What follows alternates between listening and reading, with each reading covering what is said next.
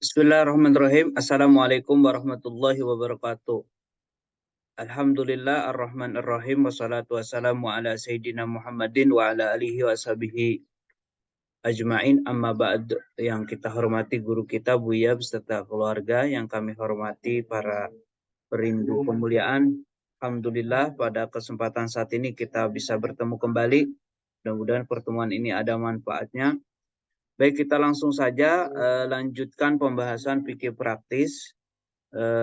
Kita sudah nyampe di bab Jabiroh. Ada 4 hal yang harus dipahami. Yang pertama adalah definisi Jabiroh. Jadi Jabiroh itu adalah sesuatu yang diletakkan pada anggota tubuh dikarenakan suatu penyakit sehingga menjadikan air itu nggak sampai ke dalam permukaan kulit. Contohnya perban, gips, ataupun yang lainnya. Artinya gini, kalau di tangan ada perbannya, maka di situ namanya Jabiroh. Kalau di anggota tubuh kok ada gipsnya, berarti itu namanya Jabiroh. Itu definisi Jabiroh. Kemudian yang kedua akan kita bahas juga, yaitu tentang masalah cara berwudu dan mandi besar bagi orang yang terkena Jabiroh. Yang perlu dipahami dalam wudu itu salah satu fardunya adalah tertib. Tertib itu kan mendahulukan yang dahulu dan mengakhirkan yang akhir. Sehingga seorang tidak boleh pindah dari anggota wudhu yang pertama ke anggota yang lainnya sebelum anggota yang awalnya itu dibasuhnya itu tuntas. Misal, seorang berwudhu saat ada Jabiroh di hidungnya. Maka cara berwudhunya itu adalah selesaikan dulu basuh wajahnya dulu. Tapi karena ada di hidungnya ada mohon maaf, ada perbannya, maka nggak boleh lanjut ke tangan kecuali yaitu yang pertama adalah mengusapnya dulu, mengusap Jabiroh di hidung jika mungkin. Kemudian yang ketiga adalah bertayamum. Kemudian bertayamum untuk menyelesaikan atau menggantikan bagian hidung yang tertutup oleh Jabiroh. Seperti itu.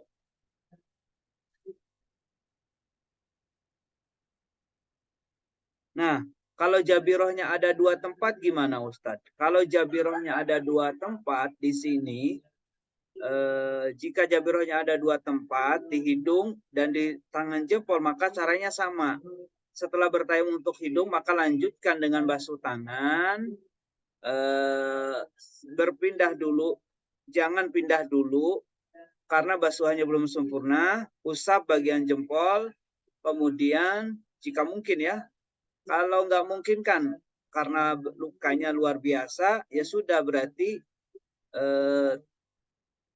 lanjutkan dengan yang namanya bertayamum untuk pengganti daripada bagian jempol. Kalau tadi kan bagian hidung, ini mohon maaf, ini harusnya bagian jempol. Jadi bagian jempol yang tertutup.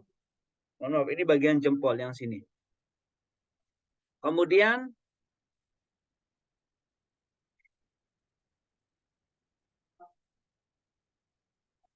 itu kalau masalah wudhu. Nah, kalau masalah mandi wajib, berarti mandi wajib itu kan yang tadi kita bahas di sebelumnya bahwasanya jika mandi wajib karena anggota wajib hanya satu, maka cara basuhnya adalah basuh yang bisa dibasuh, kemudian setelah dibasuh mengusap Jabiroh jika air memungkinkan, kemudian bertayamum 1 kali saja. Jadi 1 kali saja sebagai pengganti yang terkena Jabiroh, seperti itu. Jadi caranya gampang. Jadi kalau wudhu selesaikan dulu secara tertib, gak boleh lanjut ke anggota sebelumnya kecuali ditayamumi dulu sebagai pengganti yang terkena Jabiroh. Jabiroh itu terkena salah satu contohnya ada perban. Ini contoh ya, gambar ada tangan ada perbannya nih. Masya Allah ya. Kemudian macam-macam Jabiroh. Macam-macam Jabiroh ada diperhatikan. Yang pertama di anggota tayamum. Berarti anggota tayamum itu wajah dan tangan. Sholat yang dilakukan dengan tayamum dalam memakai jabiroh ini, jadi sholatnya itu harus diulang. Kenapa Ustadz diulang? Karena wudunya pun nggak sempurna, tayamumnya pun nggak sempurna. Makanya pendapat dari mazhab Imam Syafi'i, orang yang seperti ini sholatnya harus diulang.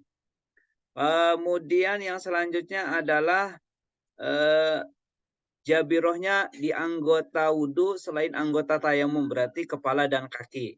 Ini jika sholat tidak akan wajib diulang bila mana perbannya dipasang saat wudhu. Iyalah, wudhu dulu kemudian ada jabirohnya, maka sholat yang dilakukan waktu itu tuh nggak wajib diulang. Kenapa? Karena jabirohnya dipasang sudah punya wudhu kemudian pasang jabiroh, kemudian jabirohnya pun menutup wilayah yang sehat. Jadi yang sakit itu hanya sedikit, nggak sampai menutupi yang sehat itu banyak. Jika misalnya dua syarat ini maka tidak wajib diulang. Kemudian selanjutnya adalah di selain anggota wudhu dan anggota tayamum. Jadi kalau di selain anggota wudhu dan anggota tayamum, jika tayamum digunakan mengganti wudhu maka tidak wajib diulang. Kalau masalah wudhu nggak wajib diulang. Kenapa? Misalkan di pundaknya ada perbannya nih. Wudhu, sholatnya pun nggak wajib diulang. Kenapa? Wudhunya sempurna. Pun demikian dia pun tidak tayamum. Ya sudah gampang itu. Tapi permasalahan yang selanjutnya adalah jika tayamum untuk menggantikan mandi wajib, permasalahannya ada jika tayamum untuk menggantikan wajib, maka permasalahan sholatnya ada beberapa keadaan. Jika Jabir dalam keadaan tidak berhadas, berarti tidak berhadas besar, dan Jabirahnya untuk wilayah yang saya cukupnya tidak belum, maka sholatnya tidak wajib diulang. Iyalah, jadi ngambil dikit aja, tidak wajib diulang. Kemudian jabiroh dipasang dalam keadaan pertama wajib diulang, baik jabiroh dipasang ngambil wilayah yang sehat secukupnya ataupun berlebihan. Kemudian jabiroh dipasang dalam keadaan berhadas besar, maka mutlak secara itu wajib diulang. Ini pendapat Imam Syafi'i, memang berat. Akan tetapi perlu dipahami bahwasanya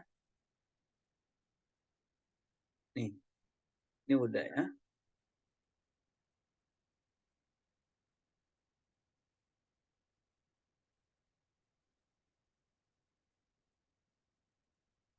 Nah, dari jabiroh tadi yang kami hadirkan itu ada di anggota wudhu tayamum, ada di anggota wudhu selain anggota tayamum, kemudian ada di masalah mandi besar. Nah, yang perlu dipahami juga ini adalah itu semua adalah pendapat Imam Syafi'i. Seperti ini nih, di selain anggota wudhu, jika tayamum digunakan untuk menggantikan wudhu, maka sholatnya tidak wajib diulang secara mutlak. Jika tayamum untuk menggantikan mandi wajib, maka permasalahan sholatnya ada beberapa keadaan. Jabiroh dipasang dalam keadaan tidak berhadas besar. Jabiroh hanya wilayah yang sehat cukupnya dan tidak berlebihan, maka sholatnya tidak wajib diulang. Ini yang tidak wajib diulang. Jabiroh dipasang dalam keadaan berhadas besar, maka sholatnya wajib diulang. Baik jabiroh dipasang mengambil yang sehat secukupnya ataupun berlebihan, maka sholatnya wajib diulang. Ini dalam keadaan berhadas. Kemudian ada jabirohnya. Kemudian jabiroh dipasang keadaan besar, maka mutlak wajib diulang. Nah, dari permasalahan tadi ini semua adalah pendapat Imam Syafi'i. Cuma ada pendapat Imam Abu Hanifah bahwasanya dalam mazhab Imam Abu Hanifah hal ini boleh diamalkan demi kemudahan orang yang keadaan sakit. Seperti contoh Buya juga dulu pernah sakit yang memang terkena perban itu kan. Dulu Buya menghadirkan pendapat yang beliau sering hadirkan, pendapat Imam Syafi'i sholatnya wajib diulang dan seterusnya. Tapi bersama beliau merasakan juga ternyata ini orang alim aja kadang-kadang menemukan kesusahan di dalam beribadah, maka dalam pendapat Imam Abu Hanifah, siapapun yang punya perban di tubuhnya maka dia wajib basuh yang bisa dibasuh. Wilayah Anda perbannya cukup diusap dengan air, kalau tidak bisa maka tidak perlu mengusapnya tanpa harus tayamum. Jadi kalau dalam madhab Imam Abu Hanifah itu tanpa perlu menggabungkan antara wudhu ataupun tayamum. Jadi kalau madhab Imam Abu Hanifah justru banyak kemudahan, itu kan. banyak kemudahan, tidak perlu menggabungkan. Seperti itu. Bahkan sholat orang tersebut dianggap sah dan tidak perlu diulang. Jadi kalau dalam mazhab Abu Hanifah mah banyak keringanan. Orang sholat yang seperti itu tuh sah, kemudian tidak perlu diulang. Dalam masa Jabir ini mazhab Abu Hanifah sangat mudah. Seorang tidak perlu melakukan bersuci dengan air kemudian digabung dengan tayamum seperti dalam mazhab Imam Syafi'i. Kemudian ini perlu dihadirkan demi kebaikan, kemudahan yang diuji dengan rasa sakit di dalam melaksanakan ibadah. Ini saja yang bisa kami hadirkan. Mudah-mudahan semua dari kita diberi pemahaman yang benar. Syukron. Assalamualaikum warahmatullahi wabarakatuh.